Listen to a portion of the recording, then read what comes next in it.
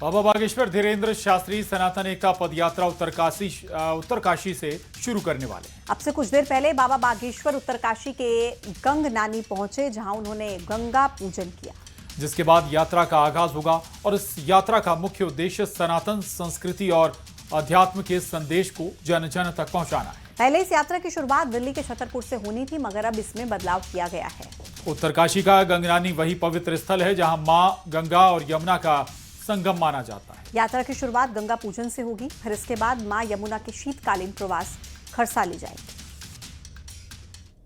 आज हमने मन में ये ठान लिया कि जो सनातन हिंदू एकता पदयात्रा है 7 नवंबर से 16 नवंबर तक हमारे भ्राताश्री जो परिवार में बड़े होते हैं वो सभी पुण्य मंगल कार्यों में आगे लेकर चलते हैं। तो आज आपने वो दायित्व निभाया और हमसे कहा भैया चलो यमुना जी का पूजन करेंगे पदयात्रा के पूर्व में, और वहां संकल्प लेंगे जैसी निर्मल धारा यहाँ बह रही है हम गांव गांव गली गली 7 नवंबर से 16 नवंबर तक जाएंगे, दिल्ली से वृंदावन तक जाएंगे, हिंदुओं को एकजुट करेंगे, सनातनियों को एकजुट करेंगे। अब इस देश में तनातनी नहीं सनातनी होंगे। इस देश में अब गजवाए हिंद नहीं भगवाए हिंद होगा।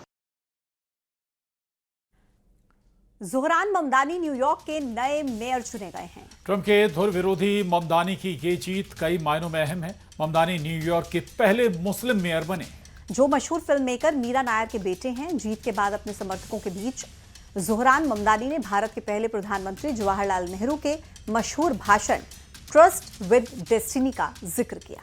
ममदानी की जीत इसलिए ज्यादा खास हो जाती है क्योंकि टेस्ला के सीईओ एलन मस्क और राष्ट्रपति ट्रंप ने लगातार ममदानी के खिलाफ प्रचार किया था। ट्रंप ने धमकी दी थी कि अगर ममदानी जीते तो वो न्यूयॉर्क की फंडिंग रोक देंगे। Before you, I think of the words of Jawaharlal Nehru. A moment comes but rarely in history when we step out from the old to the new, when an age ends and when the soul of a nation long suppressed finds utterance. Tonight we have stepped out from the old into the new.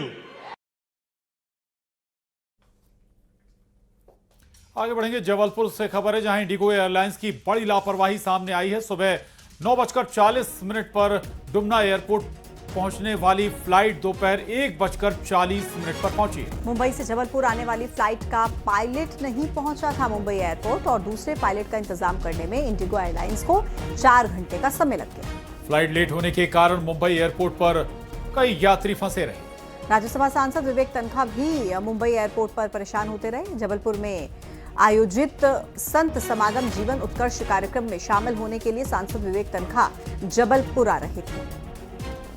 तो बड़ी लापरवाही सामने आई है Indigo airlines की, जिसमें एक जो flight है वो काफी देर से पहुंची। दरअसल जिस फ्लाइट को 9:40 पर डुमना एयरपोर्ट पहुंचना था, पहुंचने वाली फ्लाइट दोपहर 1:40 पर पहुंची। ये बड़ा डिफरेंस हो गया और इससे तमाम जो यात्री हैं वो परेशान होते रहे। एक्सक्लूसिव तस्वीरें आपके टीवी स्क्रीन पर।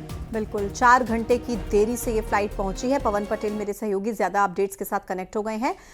पवन, बहुत दिक्कत हुई होगी यात्रियों को, 4 घंटे की देरी, क्या कहना है इस पर? इंडिगो एयरलाइंस की तरफ से कुछ कहा गया है?